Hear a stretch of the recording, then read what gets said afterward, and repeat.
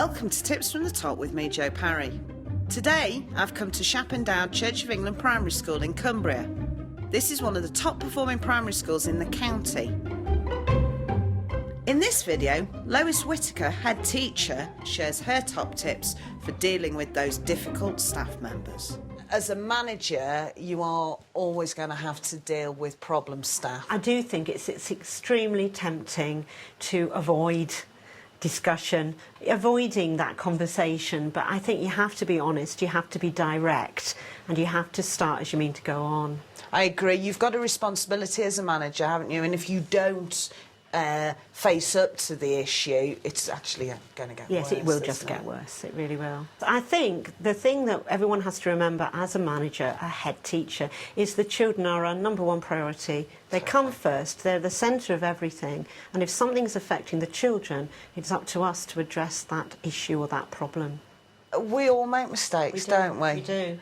And, yeah. and as a manager, you've got to be prepared, I think, to hold your hands up. Yes. When you make mistakes. I totally agree. I think you have to open up to mistakes. You have to be quick to apologise or to explain. And also have a culture where a mistake can be seen as an opportunity to build and to learn from it and to move on. And talking about those conversations, when it's got sticky, what would be the advice you'd give to people about having those difficult conversations? Yes. I think it's important right from the beginning to make it clear to the member of staff that you are going to take notes.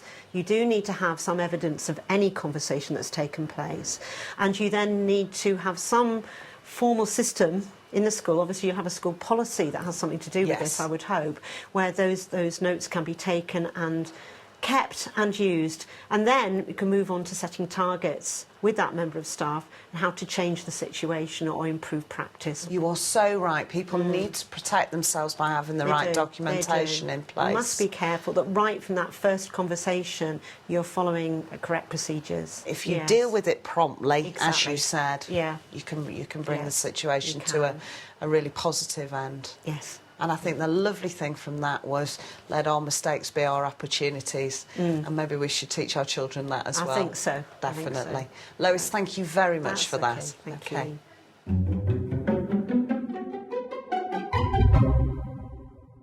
Bad behaviour and inappropriate behaviour at work, if left unchecked, will continue and sometimes grow.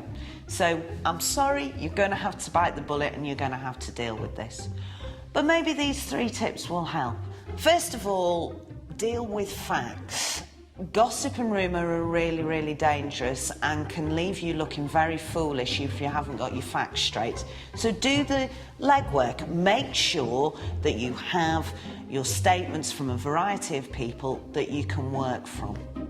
And then when you do talk to the person, please do it in a professional way, do it in a private environment.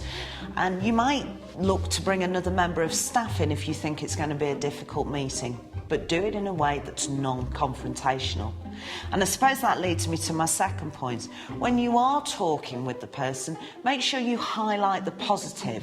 Don't focus on the negative. So instead of saying, I'm fed up with you arriving at work half an hour late every day, instead you might say that our team, we like to know that everybody is in work by 8:30, and that's how we behave around here. That way you put it in a more positive way and you're not pointing fingers. And finally, don't expect overnight miracles. This is going to take time. So once you've come up with a resolution, just have in the back of your mind that a leopard isn't going to change its spots overnight and that this is not going to be a quick fix. So I hope that really helps.